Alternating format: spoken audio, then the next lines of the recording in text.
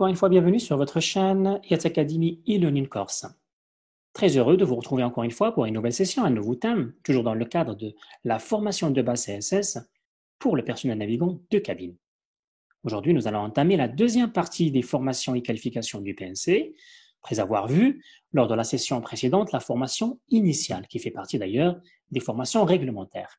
Je tiens d'abord, avant d'aller plus loin dans cette session, à rappeler la référence réglementaire de la direction de l'aéronautique civile au Maroc, que vous êtes en train de voir d'ailleurs sur le tableau, qui est l'arrêté du ministre du Transport et de la Marine marchande du 4 septembre 2002, qui fixe les conditions d'exploitation que doivent observer le personnel navigant de cabine lors de l'exercice de leurs fonctions. Je ne vais pas trop m'attarder sur la formation initiale parce que nous l'avons traité en détail lors de la session précédente. Nous allons passer directement aux 4 formations restantes, à savoir la spécialisation aux formations et formations aux différences, les vols de familiarisation, l'entraînement périodique et la formation de remise à niveau. Alors, on va commencer d'abord par la première partie qui est la spécialisation et formation aux différences. Alors, pour cette partie-là, il est subdivisé en 2 parties. D'abord la partie spécialisation et ensuite la partie formation aux différences. Alors, commençons d'abord par la partie spécialisation qui a lieu juste après votre recrutement par une compagnie aérienne. Il est tout à fait évident qu'une fois recruté par une compagnie aérienne, vous n'avez pas encore toutes les procédures, enfin vous n'avez pas les procédures qui sont relatives au type d'avion sur lesquels vous serez appelé à voler ou à opérer en tant que PNC réglementaire. Et par voie de conséquence, donc vous êtes l'exploitant, la compagnie aérienne qui vous recrute, et elle est appelée à vous former exactement sur les types d'avions, ne serait-ce que sur les premiers types d'avions sur lesquels vous allez démarrer.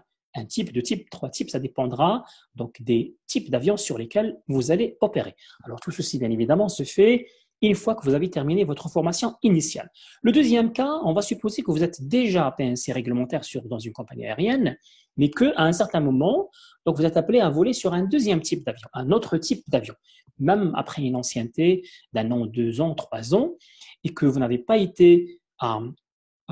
opéré ou vous n'avez pas été qualifié sur un type d'avion. Donc, si on vous appelle pour opérer sur ce type d'avion, vous serez amené donc justement à avoir, ou plutôt à faire un stage de spécialisation qui vous qualifie à voler sur cette machine. La deuxième partie, c'est la formation aux différences. Alors, la formation aux différences, également, ce sont 2 cas. Donc, en général, cette formation-là, elle se fait sur une variante d'un type d'aéronef normalement utilisé. Alors, je tiens d'abord juste à rappeler une définition très simple donc, de la variante qui se dit d'un avion de la même qualification de classe ou de type d'un autre avion existant, mais avec certaines différences, que ce soit au niveau des paramètres, de la performance ou de l'ergonomie. Alors, on va supposer, pour donner un exemple concret, que vous volez déjà sur la famille Boeing 737 classique, qui comporte entre autres la 200, 300, 400 et 500. Et qu'à un certain moment, votre compagnie vous appelle pour voler sur toujours la même famille, Boeing 737, mais cette fois-ci le NG, le New Generation, d'accord, qui comporte la 700, 800 et 900. Donc, à partir de ce moment-là, donc ça, c'est une variante, en fait, de la première partie. Et donc, vous serez appelé à faire une formation aux différences parce qu'effectivement, cette famille-là ou cette variante comporte un certain nombre de différences par rapport à la première. Ne serait-ce que par rapport aux équipements, à l'emplacement des équipements, à certaines procédures, probablement également à la manipulation des ports. Donc, tout ce qui est différence, donc vous serez amené, ou appelé plutôt, à être formé par rapport aux différences. Cette formation-là comporte en général la manipulation des portes issues, les équipements de sécurité, les procédures d'urgence, le contrôle de la foule, l'entraînement sur la maîtrise du feu et l'incapacité pilote. En général, si les sièges pilotes comportent certaines différences par rapport donc, à la variante. Après, nous avons en troisième lieu, donc nous avons le vol de familiarisation. C'est une suite logique ou plutôt à la formation de spécialisation et la formation aux différences. Le vol de familiarisation, donc justement, il a lieu après l'achèvement de cette formation-là. Alors, à quoi il consiste, de quoi il consiste donc ce vol? C'est d'abord 3 vols sous supervision de CCI, donc d'un chef de cabine instructeur, parce qu'en fait, vous ne le faites pas avec un chef de cabine normal. Et puis, donc, le vol qui va faire, donc, plutôt le PNC qui sera amené à faire ce vol ou ces vols de familiarisation, donc, il sera amené à travailler en extra-crew. C'est-à-dire que si on va supposer que vous êtes en train d'être familiarisé avec le 737-800 et que cette machine-là, réglementairement, elles volent avec 4 PNC réglementaires, donc vous, en tant que PNC qui est en familiarisation, donc vous volerez en 5e PNC. Donc vous n'avez pas de fonction réglementaire sur ce vol parce que le PNC réglementaire, il est de 4. D'accord? Donc, lors de ce vol de familiarisation, donc vous serez, en fait, c'est la partie pratique de ce que vous avez vu au niveau de la partie théorique quand vous avez fait votre stage théorique. C'est là où vous allez être amené à travailler dans le milieu réel donc de la machine, manipuler les portes, connaître d'une manière pratique les procédures, les appliquer, etc., etc. Donc, ça, c'est le vol de familiarisation. Alors, la 4e formation, c'est l'entraînement périodique. Alors, donc, juste comme le nom l'indique, d'ailleurs, on peut l'appeler réglementaire, on l'appelle la fois l'entraînement périodique, mais on peut aussi donc utiliser le terme maintien de compétences, mais également le terme recyclage. En fait, c'est une formation qui a lieu annuellement, donc une fois tous les 12 mois, d'accord, et qui a pour objectif d'assurer le maintien de compétences de toutes les connaissances que vous avez pu avoir, parce que là, vous avez volé pendant un an, le risque d'oubli de certaines procédures, même si vous êtes tout le temps en train, plutôt en contact avec les procédures via votre manuel, etc., et vos checklists, mais le risque quand même d'oubli, il est présent, parce qu'on n'est pas en contact tous les jours avec toutes les procédures.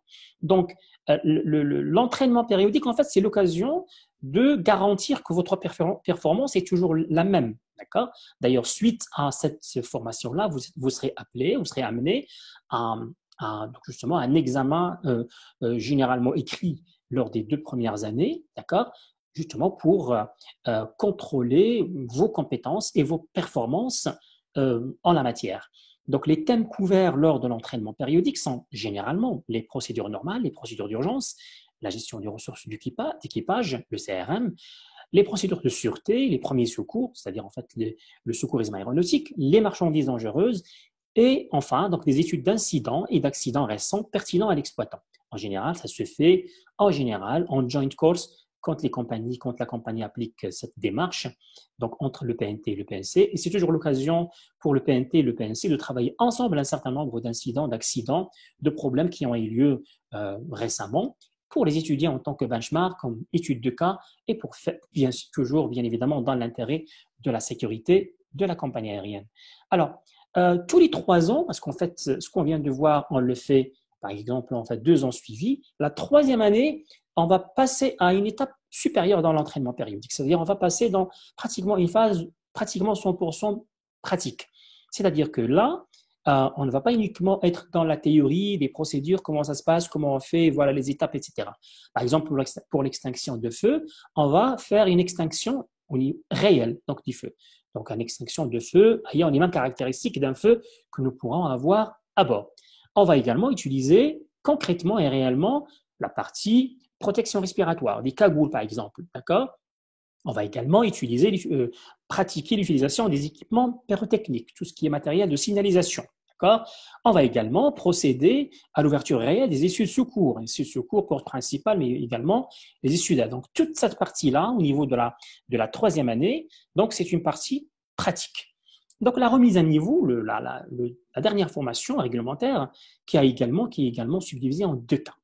Alors, le premier cas, c'est lorsque, en tant que PNC, vous avez cessé de voler pendant plutôt 6 mois. Alors, 6 mois, vous n'avez pas été en contact avec l'avion. Alors, pour les hommes et pour les femmes, ça peut être à cause d'une maladie, d'un accident qui a amené donc le PNC à arrêter de voler pendant les 6 mois.